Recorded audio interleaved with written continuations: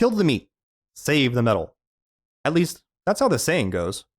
The thing is, you're going to have a lot of opportunity to get more metal in Rogue Tech, and veteran pilots are much harder to come by.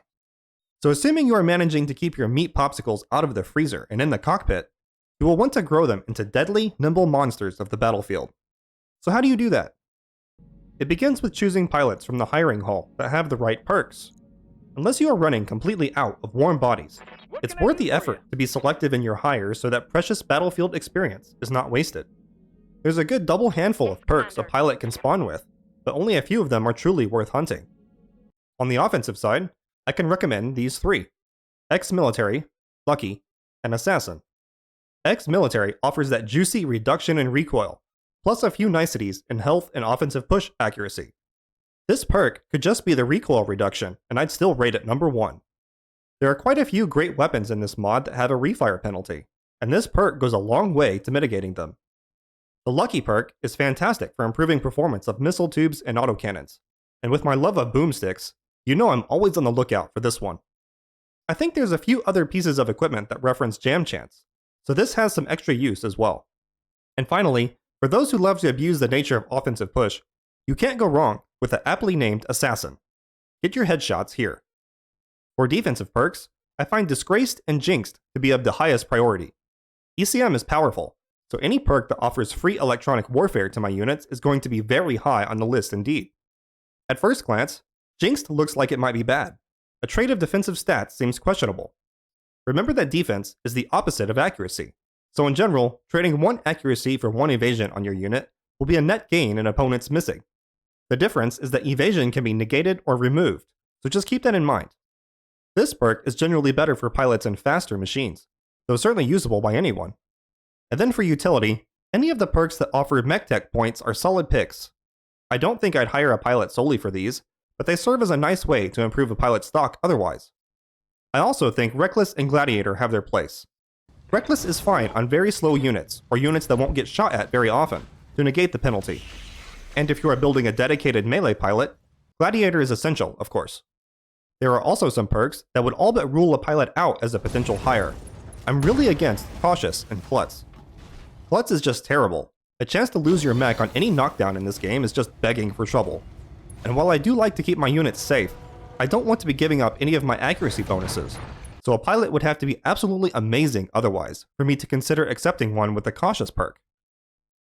From here, we move to pilot skill points. I believe there are 3 primary archetypes for filling pilots out using experience points: the gunnery-based, the melee-based, and the utility-based archetypes. Melee pilots will want to prioritize the piloting and guts trees, while all other archetypes will combo tactics with something else, usually gunnery, though dedicated scouts might move into piloting. Why? In my opinion, the tactics tree is the most universally useful place to spend experience points. Sensor and initiative roles are of huge importance on the battlefield. But what about accuracy and the gunnery tree?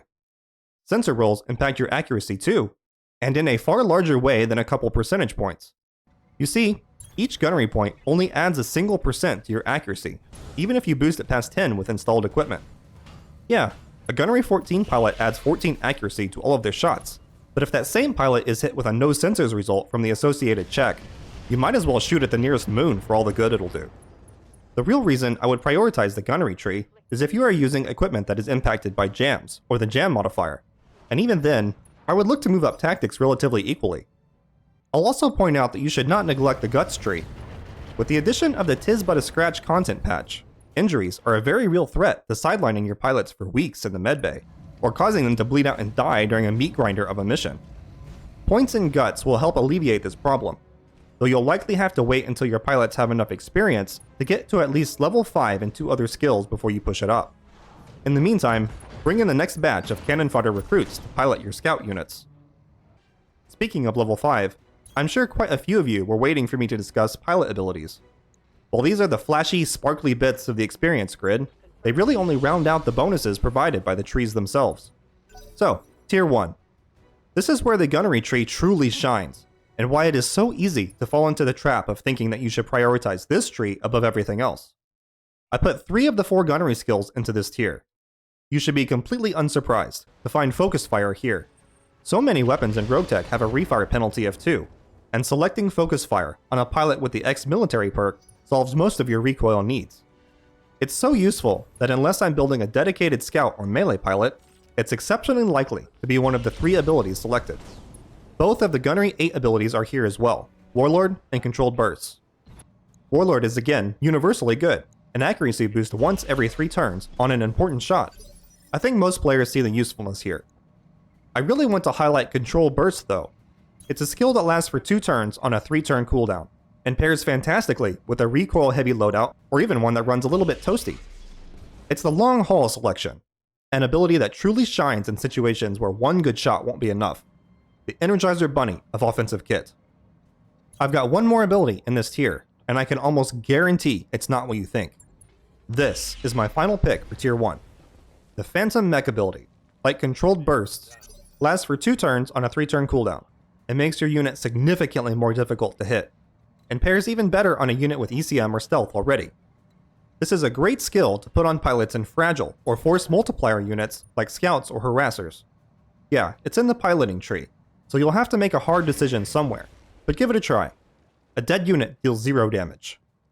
Okay, that's a third of the abilities gone. Tier 2 will be shorter.